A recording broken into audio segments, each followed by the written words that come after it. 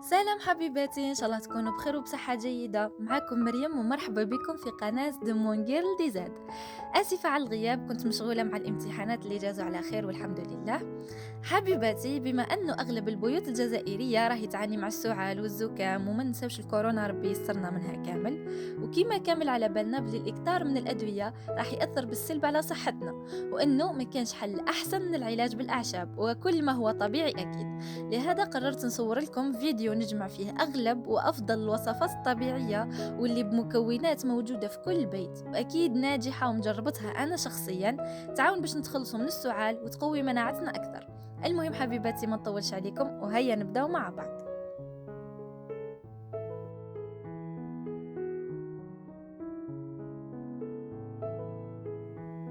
أول وصفة حبيباتي اللي راح نحتاجو فيها ملعقة متوسطة من زيت الذرو، رايحين تلقاوه عند اللي يبيعوا الأعشاب أو في الصيدليات. ملعقة متوسطة عسل حر، وفصين ثوم مسكرفجي.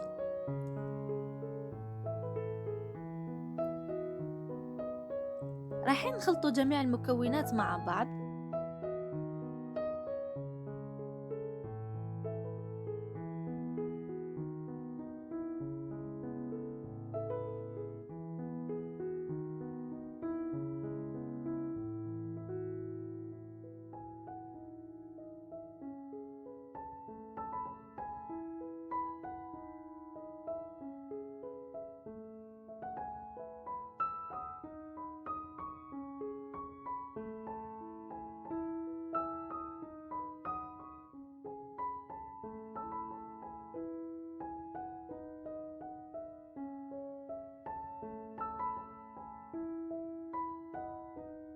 تحصلنا حبيباتي على هذا المزيج، رايحين نذوبوه في حمام مائي حتى نتحصلوا على قوام سائل.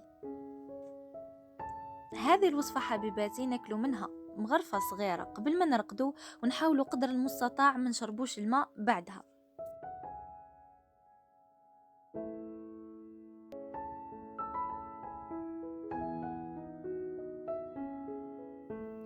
ثاني وصفة حبيباتي اللي راح نحتاج فيها عصير حبة ليمون،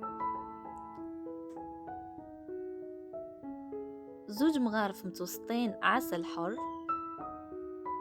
ونخلطهم مع بعض.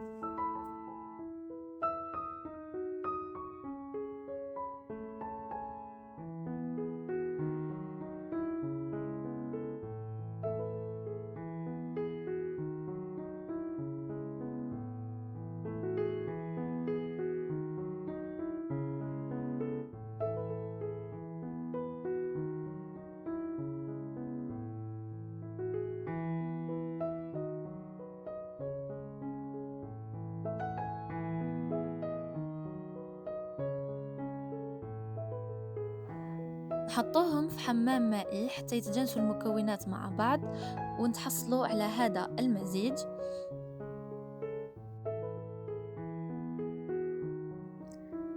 هذه الوصفة حبيباتي نشربوا منها مغرفة كبيرة قبل النوم، ولازم تكون دافية مش باردة.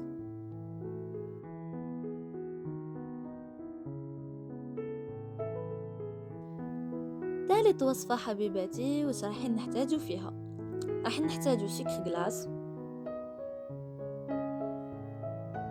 وزيت الزيتون،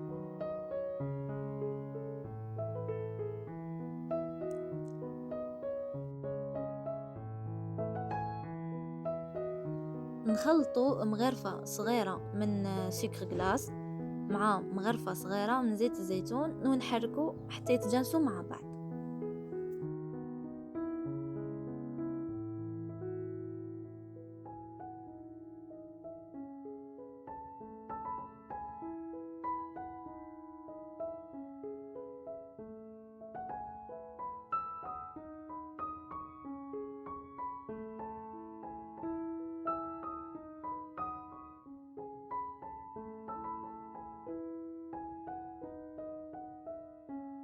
في النهاية حبيباتي راح نتحصلوا على هذا الخليط. هذه الوصفة حبيباتي ما عندهاش وقت معين، تقدروا تستعملوها في أي وقت لأنها ترطب الحلق وتكالمي السعلة.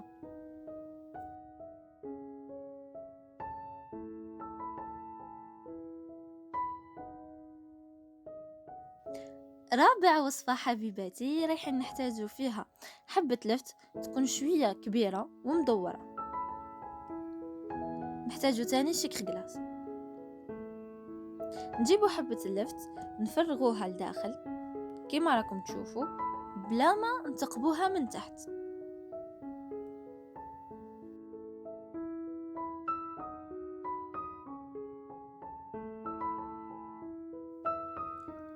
هذا الفراغ حبيباتي هو اللي راح نعمروه بالسكر جلاس.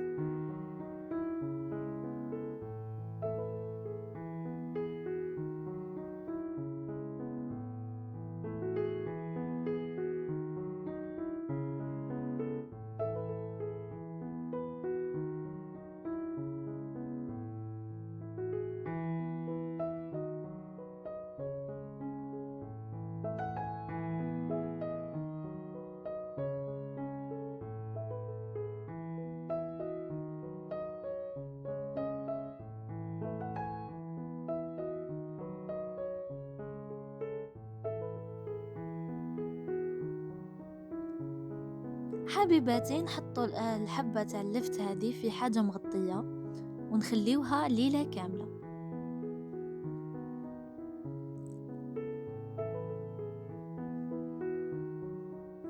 هنايا حبيباتي كيما بدا يهبط السكر جلاس وبدا يتشكل السيرو ديالنا.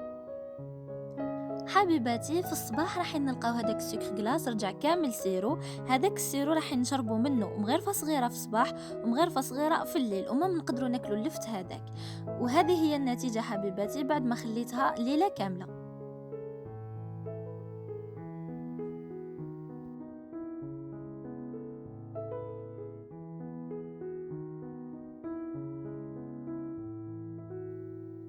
خامس وصفه حبيباتي واللي راح نحتاجو فيها حبات بيض،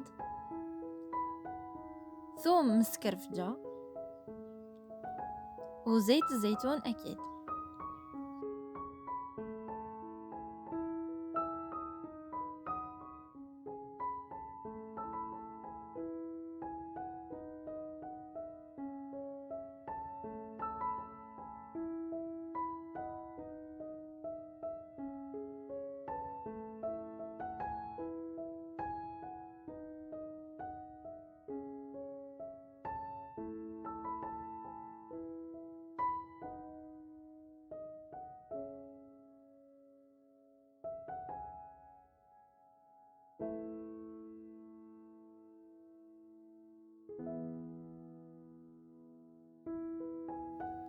نخلطوا الثوم مع البيض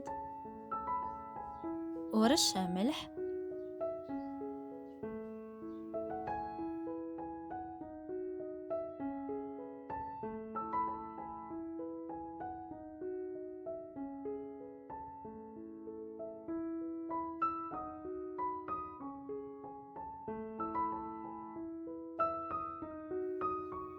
ونقليوهم في زيت الزيتون.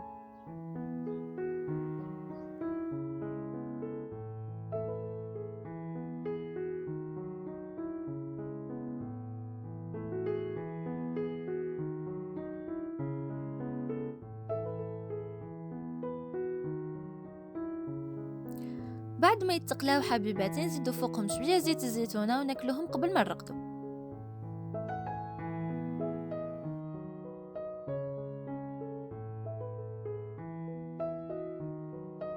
حبيباتي هادو هما الوصفات اللي اغلبيتهم نستعملوهم في الليل قبل ما نرقدو، بصح فعالين وملح بزاف، خاصه انهم طبيعيين. تقدروا تنوعوا كل يوم تستعملوا وصفه ولا وصفه واحده تداوموا عليها حتى ترتاحوا ان شاء الله. بالنسبه للمقادير تقدروا تزيدوا حسب عدد افراد العائله، وتاني ما تنساوش تعاونوا بالمشروبات الدافئه والتوازن لانهم ملاح خاصه في الشتاء والبرد.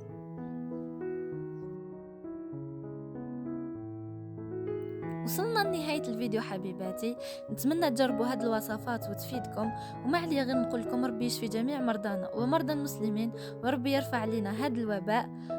ما تنساوش ديروا جيم وابوني وتبارطاجيو هاد الفيديو مع احبائكم باش هما تاني يستفادوا. الى اللقاء في فيديو قادم ان شاء الله. دمتم في رعاية الله وحفظه، مع السلامة.